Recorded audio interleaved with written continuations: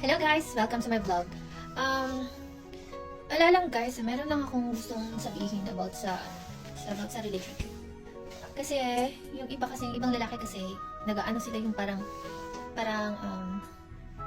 against na against sila yung nag-update sa mga jowa nila, partner nila, o wife nila, kasi nga daw, they felt na, kinukontrol daw sila. Huh? Di ba, hindi naman yun ganun.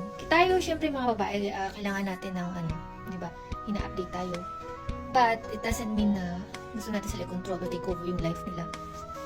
Yun lang, kasi, di ba sa magkarelasyon, SOP na sana yung nag-aanuhan ba, nag-detectan, nag-updatean kung asan siya, asan ka.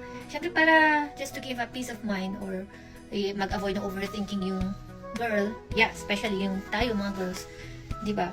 Yun lang para ma-at-ease yung mind natin na alam natin na nandiyan lang sila, busy sa work at hindi busy sa iba yun.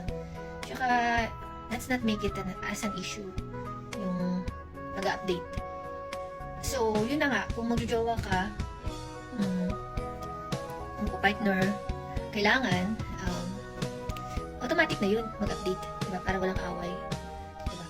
Yun lamang po, kaya good vibes. Kaya chill lang, alright? Ayun, yun lamang guys, just comment kung anong masasabi nyo, any violent reactions and advices. Yun lamang po. Thanks for watching. Subscribe. See you guys.